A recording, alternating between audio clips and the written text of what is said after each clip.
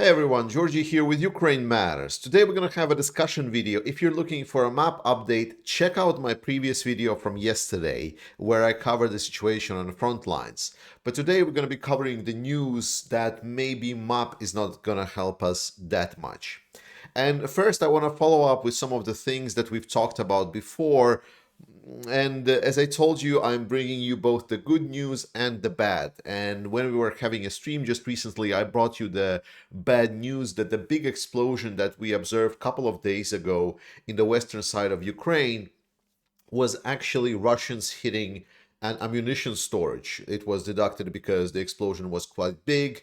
We also had videos from the area where we clearly heard that there are secondary detonation. The problem that I had, like a nagging feeling in my brain, was why would Ukraine store so much ammunition at one place? My guess was at that moment that potentially it was not just the ammunition depot, but maybe there was also a fuel depot that was nearby. And fuel, it usually produces a lot bigger fireball, so kind of a little bit more impressive.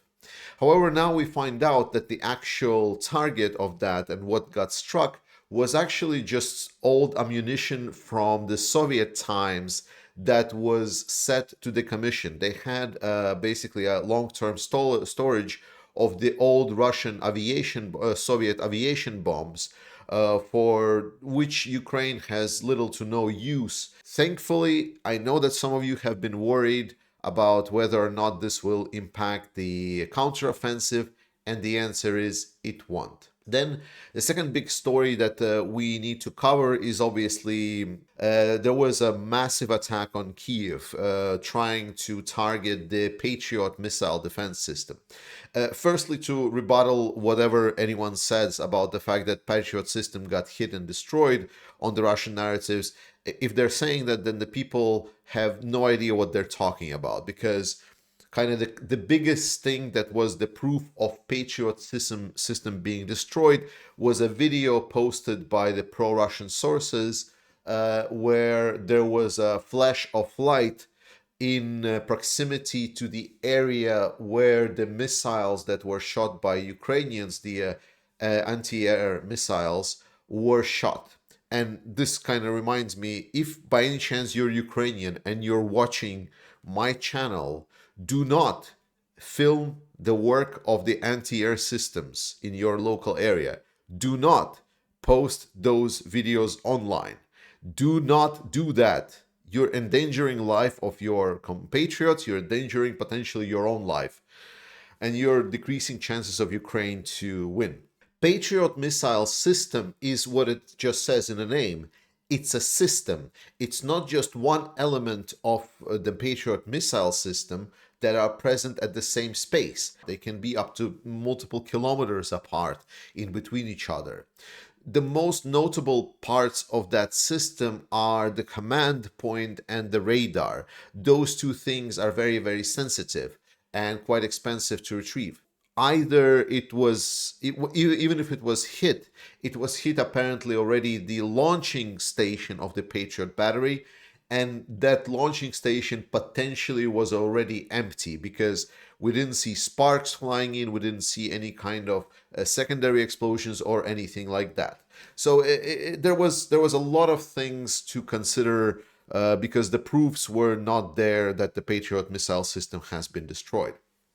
And Ukrainian command has also reported that they have destroyed all of the air targets. And for me, it was a little bit confusing because what I thought was like, if Ukraine destroyed all of the air targets, then what did hit the Patriot missile? And then it kind of like got to me more or less. I understood what was happening. Ukraine so far have never reported that they've intercepted all the missiles that were fired at Ukraine. There was always some missing, and that was a very, very comfortable position to be in. Saying that they've intercepted everything is a little bit dangerous because that implies if there is any reports from the locals, and there, remember, there are still quite a lot of pro-Russian locals even in Kiev, not maybe a lot, but like there is a still a sliver of population that are those spies. So they would report that there was some kind of explosions, but we have seen no casualties, we have seen no damage reports, we have seen no kind of unprecedented situations. So the missiles were either destroyed or just shut down. And what I think what happened, like I don't have any proof for that, is that the missile that was targeting potentially towards the Patriot system was just shut down on the approach to it, and potentially the kind of the explosive mechanism still stayed strong. It just landed, and maybe there was some debris or something else when it exploded in the air. Because right now we know that the analysis of the damage has been conducted on a Patriot missile system, and the damage that apparently system sustained was negligible. So the system not only does not it prevent the work of the other parts of the system so far, but the system don't even have to be taken out of Ukraine. So all of the damages and so on were most probably from the shrapnel from the explosion that might have been somewhere nearby or in the air or somewhere, but it was not significant because system doesn't really require any kind of extensive work. What I think that is being missed here is that people don't fully understand the implications of what we just saw. Because what we saw, Russia using one of their most advanced weapons, probably even the most advanced weapons, to strike Ukraine.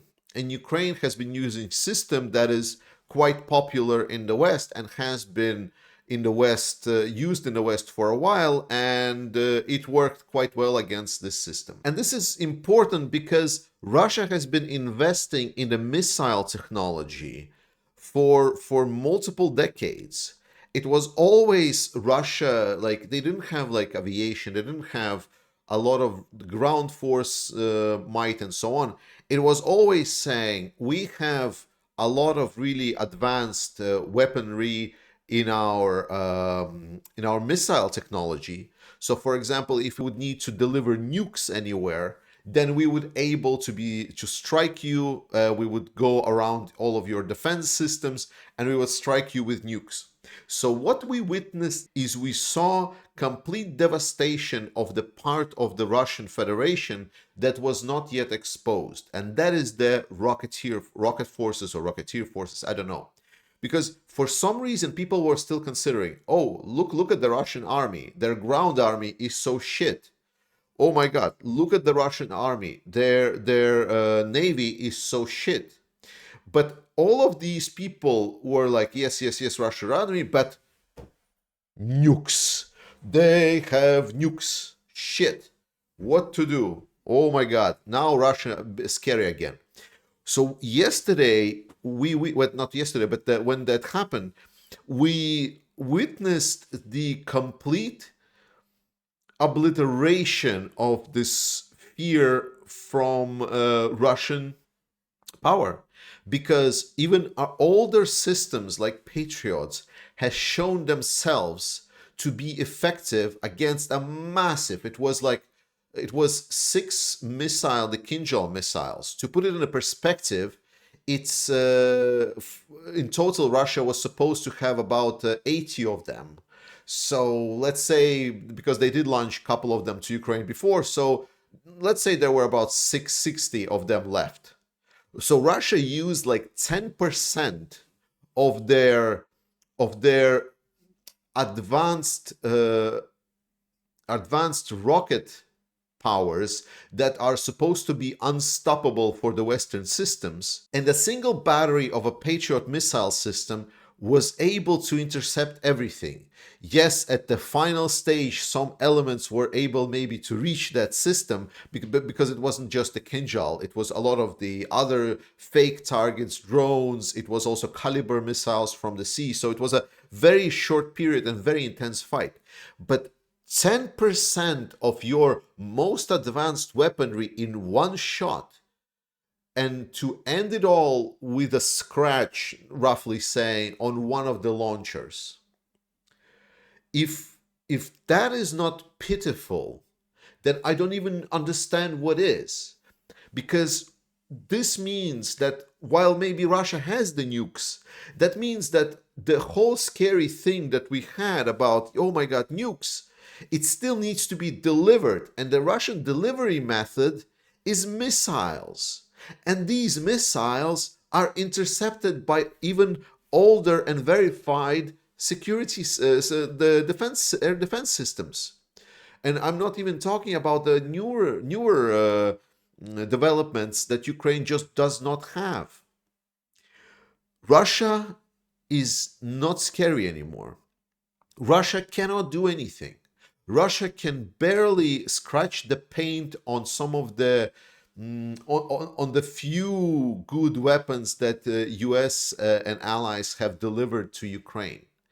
It is pitiful to even consider that there are still people in the West that are contemplating whether or not support Ukraine because they're afraid that Russia is gonna, I don't know, nuke something.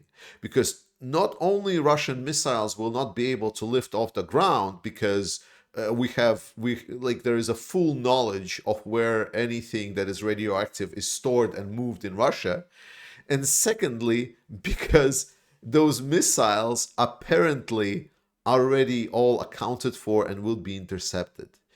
But then again, I already told you that if Russia decides to strike Ukraine with the nuclear weapons, it would not solve any problems.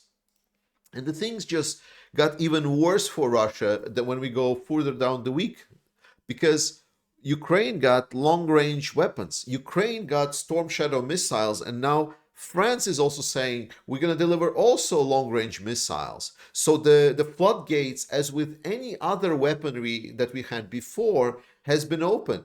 Now there is no safe zone for Russians to hide inside of territory of Ukraine. I've talked to you many times that there are just two elements that Ukraine is missing. One element is the long-range missiles. So the Kerch Bridge is not safe, and so the long-range logistics are not safe. Because another reason how Russian army was shit was that their logistics was garbage. Remember that? So the more Ukraine strikes their logistics, the less the potency of their troops will be. Russia will just go completely down the line. And then Germany comes out with a package where they say we're going to deliver 2.7 billion of stuff. And then Zelensky goes on a visit with other countries, and other countries are saying we're being a jet fighter coalition. What this shows is that a lot of these Russian narratives were to build that Ukraine has just one shot at this counteroffensive that's going to come, and that's it. But what we're seeing now, we're seeing long-term commitment. We're seeing allies scaling production. We're seeing even Ukrainian defense operations being scaled up. Russia is fucked beyond belief. I will essentially put you it like this. Once we hear that the first F-16 fighter jet is approved to be sent to Ukraine, that would be the countdown to the end of it. Like we all essentially ask ourselves, when will the war end? It's a question that everyone asks. I'm pretty sure we really want this to be over. Well, once F-16s are approved for delivery, and once they probably are scheduled already for delivery, rather I would say, at that moment it will actively start to be a countdown until the end of Russia. I'm not sure what will happen with them. To be honest, I don't care. Because what I'm reading right now is that even journalists from the West that were pissing themselves because Putin was such a manly man riding horse. He was such a, this powerful guy that challenges the West, that we have so many problems in our democracies, and here we have Putin that is solving everything, that is challenging NATO, that makes NATO obsolete, challenging, infiltrating our systems, such a mastermind. And now a lot of these journalists are writing articles, Putin is actually kind of an idiot, it's like he's a dangerous idiot, but he's kind of idiot. And now with the recent defense that we saw in Kyiv, even the dangerous part is being questioned. So I'm really happy to see that we are seeing the change even in those people that would hype on the fear factor, because fear can be sold to audience for money in our societies.